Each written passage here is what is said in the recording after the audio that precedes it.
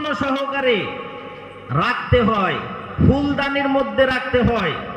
অনুরূপভাবে আপনার সন্তানকে খুব সুন্দরভাবে লালন পালন করুন, খুব সুন্দরভাবে তাকে রাখার চেষ্টা করুন। ঈমান, আখলাক, আদব, শিষ্টাচার এই সব শিক্ষার মাধ্যমে আপনার বাচ্চাকে আপনি লালিত পালিত করুন, যত্ন করুন। কারণ সন্তান যেমন জান্নাতের ফুল, আল্লাহর নবী বলেছেন, তো এই ফুলকে আপনাকে যত্ন করতেই হবে। চাই আপনার কষ্ট হোক, আপনার ঘরে অভাব আসুক, অনটন আসুক, সাময়িক অনটন আসবে, কিন্তু আপনি মনে রাখবেন আপনার কপালে আল্লাহ ইজ্জত লিখে রেখেছেন। আপনি কখনো বেইজ্জতি হবেন না আপনার সন্তানকে সঠিকভাবে শিক্ষা প্রদান করলে। আর একটা কথা মনে রাখবেন, যে টাকাটা আপনি শিক্ষার কাজে ব্যয় করবেন, যে টাকাটা আপনি শিক্ষার খাতে খরচ করবেন, সেই টাকাটা আল্লাহ তাআলা আপনাকে অনতি বিলম্বে রিটার্ন দেবে।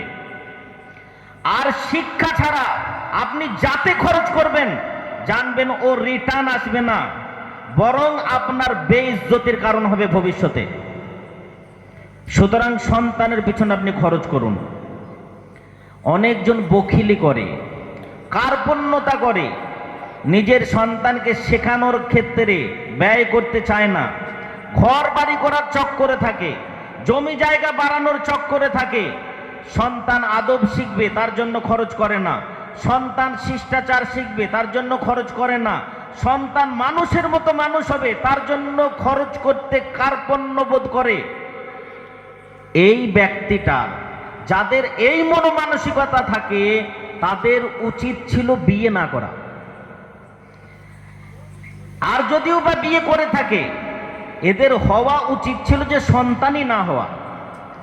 কারণ আপনি যদি শিক্ষা না দিতে পারেন, আপনি আদব আখলাক যদি না শেখাতে পারেন, দীক্ষা যদি না দিতে পারেন, তাহলে ওই সন্তান সন্তান থাকলো না, ওই সন্তান জান্নাতের ফুল হলো না, বরং ওই সন্তান শয়তান হলো।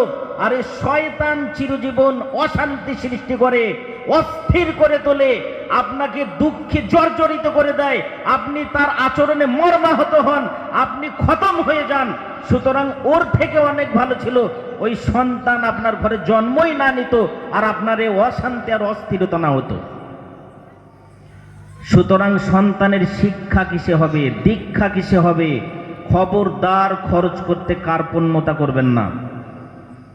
আপনার গ্রামেই অনেক ভাই, তাদের বক্তব্য হচ্ছে যে এই দিনিয়াত মুনাজ্জাম মক্তবে পড়ানো, মক্তবে বাচ্চারা পড়ছে না, পয়সা দিয়ে কেন পড়াতে যাব, পয়সা দিয়ে কেন কোরআন শেখাবো, পয়সা দিয়ে কেন হাদিস শেখাবো।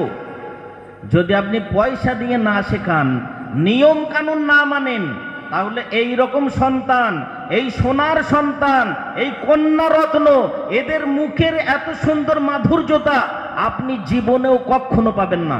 এটা তো আপনাকে নিয়ম কানুনের মধ্যে আসতেই হবে, পয়সা খরচ করতে হবে, তবে এই রকম সোনা পাবেন। অর্জন্ডি গ্রামের লোক আজ থেকে 10 বছর আগে এরকম সোনা দেখেনি, এরকম আপনার রত্ন এই গ্রামে হয়নি। আলহামদুলিল্লাহ, আজকে আপনার ছোট্ট ছোট্ট সন্তান স্কুলেও পড়ে আর মক্তবেও পড়ে, রত্ন তৈরি হচ্ছে, মুক্তা তৈরি হচ্ছে, মানিক তৈরি হচ্ছে। এর থেকে গর্বের বিষয় কি হতে পারে যে এই রকম ছোট্ট ছোট্ট সন্তানের মুখ থেকে এত সুন্দর তাদের মাধুর্যতা, এত সুন্দর উচ্চারণ, এত সুন্দর বাগ্মিতা, এত সুন্দর ছন্দ, এত সুন্দর লালিত্য, যে চোখ দিয়ে অশ্রু বয়ে আসছে, যে এইরকম সন্তান কি করে হলো এই কদিনের মধ্যে। এ আপনাদের সন্তান, আপনাদের পেটের সন্তান, আপনাদের গর্ব হওয়া উচিত, এর জন্য হাজার হাজার টাকা খরচ করা উচিত। এই রকম সন্তান পাওয়া সৌভাগ্যের বিষয়।